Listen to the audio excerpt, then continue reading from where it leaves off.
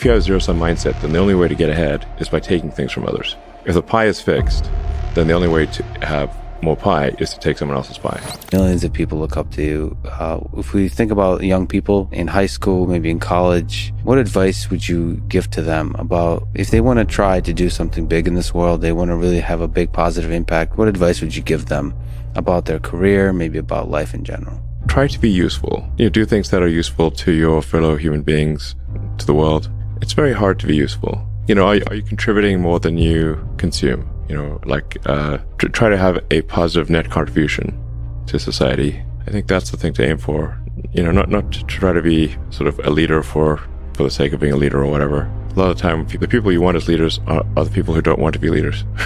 So if you can live a useful life, that is a good life, a life worth having lived. I would encourage people to use the mental tools of physics and apply them broadly in life. They are the best tools. When you think about education and self-education, what do you recommend?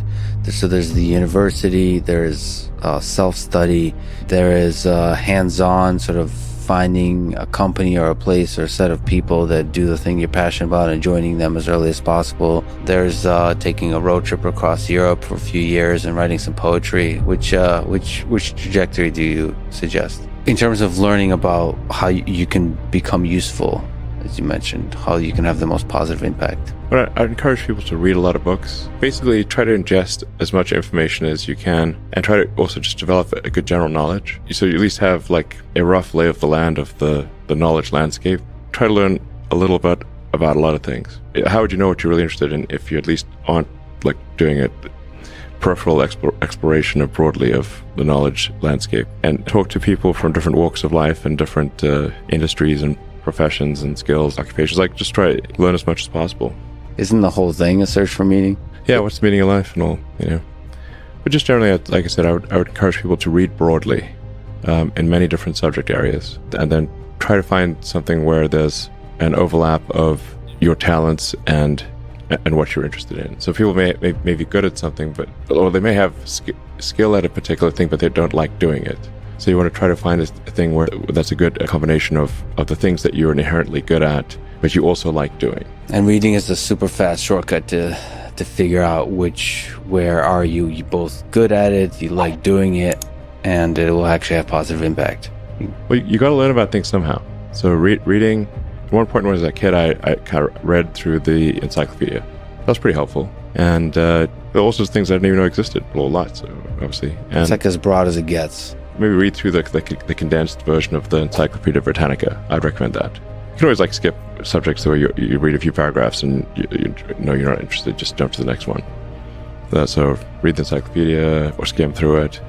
And, put a lot of stock and certainly have a lot of respect for someone who puts in an honest day's work to do useful things, and just generally to have not a zero-sum mindset, have more of a grow the pie mindset. When we see people perhaps including some very smart people taking an attitude of doing things that seem morally questionable, it's often because they have at a base a zero-sum mindset without realizing it. They don't realize they have a zero-sum mindset, or at least they don't realize it consciously.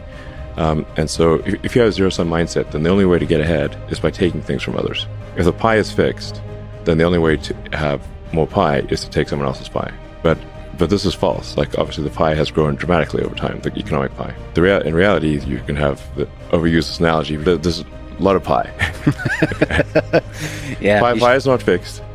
So you really want to make sure you're not operating without realizing it from a zero-sum mindset, where the only way to get ahead is to take things from others. Then that's going to result in you trying to take things from others, which is not good. It's much better to work on adding to the economic pie. So, like I said, creating more than you consume. I think there's a fair number of people in finance that do have a bit of a zero-sum mindset. One of the reasons Rogan inspires me is he celebrates others a lot, not creating a constant competition. There's a scarcity of resources. What happens when you celebrate others, you promote others, the ideas of others, it actually grows that pie. And the resources become less scarce. Mm-hmm. And that applies in a lot of kinds of domains. If you celebrate each other, if you get everybody to be excited about AI, about physics, about mathematics, I think there'd be more and more funding, and I think everybody wins.